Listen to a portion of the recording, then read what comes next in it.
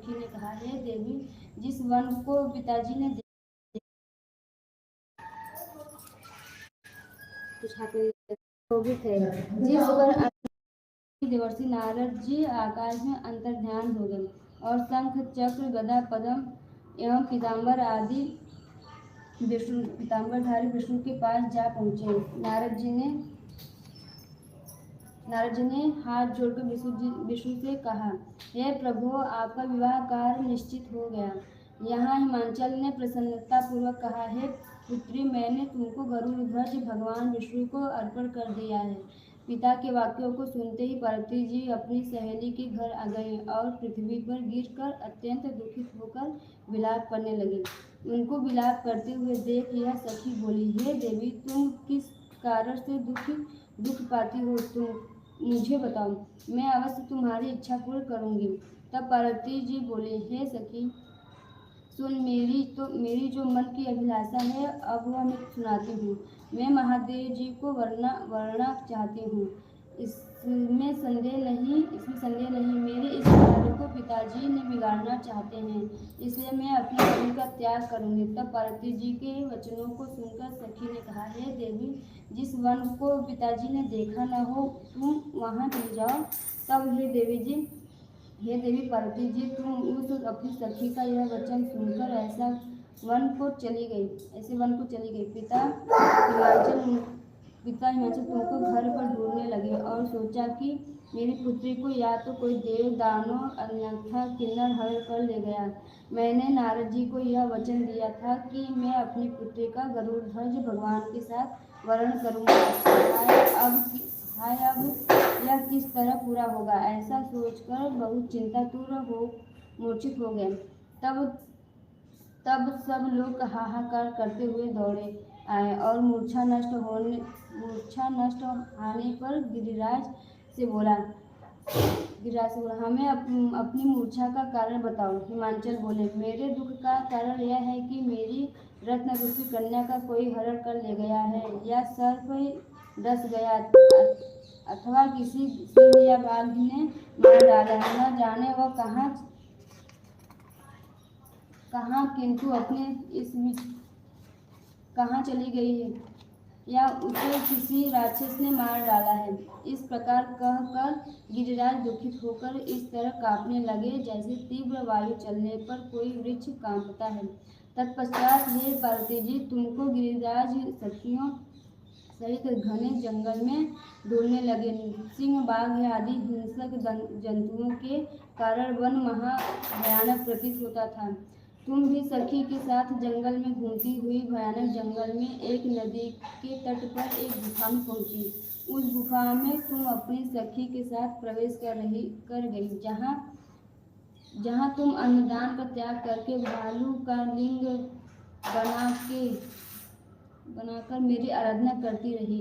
उसी स्थान पर भाद्र मास की हस्त नक्षत्र युक्त तृतीया के दिन तुमने मेरा विधि विधान से पूजन किया। तब रात्रि को मेरा आसन डोलने लगा। मैं उस स्थान पर आ गया जहाँ तुम और तुम्हारी सखी दोनों थी। मैंने आकर तुमसे कहा, मैं तुमसे प्रसन्न हूँ, तुम मुझसे वरदान मांगो। तब तुमने कहा, हे देव, यदि आप प्रसन्न हैं तो आप महादेव जो मेरे पति हो, मैं तथास्तु ऐसा ही होगा कहकर कैलाश पर्वत को चला गया। तुमने प्रभात होते ही उस भालू की प्रतिमा को नदी में विसर्जित कर दिया। हे सुबह, तुमने वहाँ अपनी सखी सहित व्रत का पारण किया, किंतु इतने में हिमवान भी तुम्हें ढूंढते हुए वहाँ वन में आ पहुँचे। वह चारों ओर तुम्हें न देखकर मूर्छित होकर जमीन पर गिर पड़े। उस समय नदी के तट पर जो कन्याओं को देखा तो वे तुम्हारे पास आ गए, तुम्हें हृदय से लगाकर रोने लगे और बोले, तुम इस सिंह व्याघ्रादि युक्त घने जंगल में क्यों चली आई? पार्वती जी बोले, तुमने कहा, हे पिता, सुनिए, मैंने अपने ही अपना शरीर शंकर जी को समर्पित कर दिया था, किंतु आपने इसके विपरीत कार्य किया, इसलिए मैं वन में चली आई।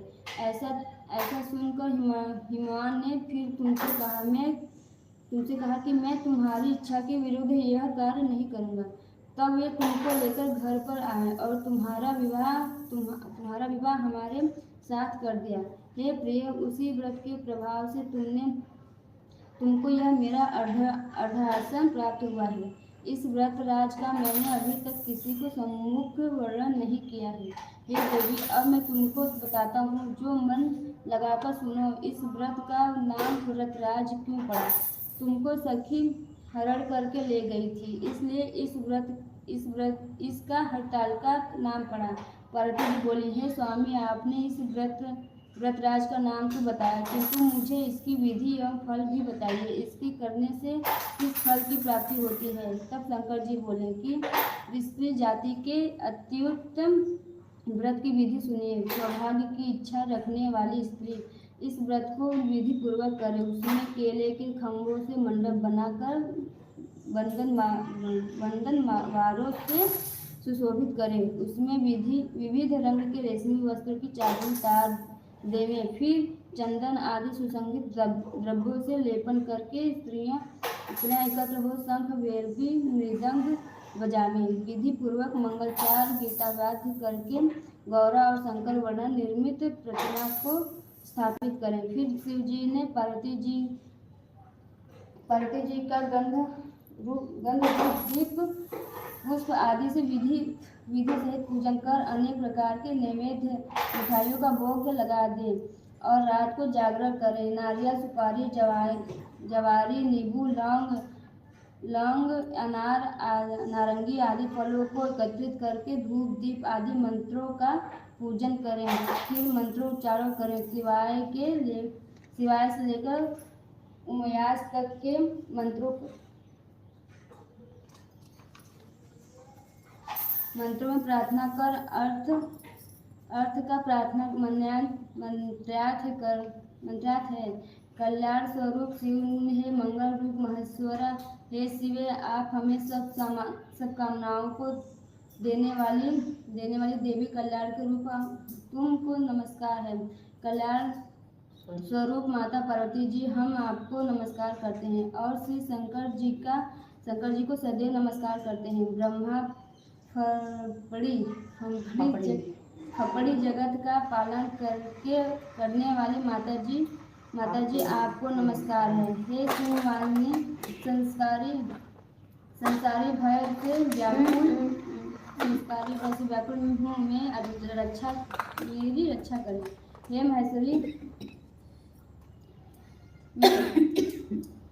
हे महेश्वरी, मैंने इसी अभिलाषा से आपका पूजन किया।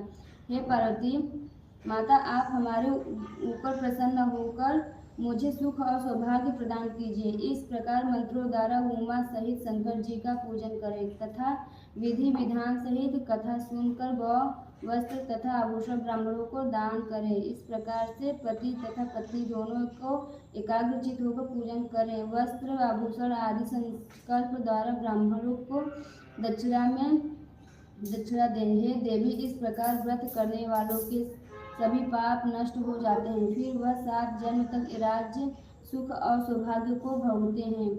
जो स्त्री इस तृतीया के दिन अन्नाहार करती है, व्रत को नहीं करती है, वह 7 जन्म तक वंध्या एवं विधवा होती है।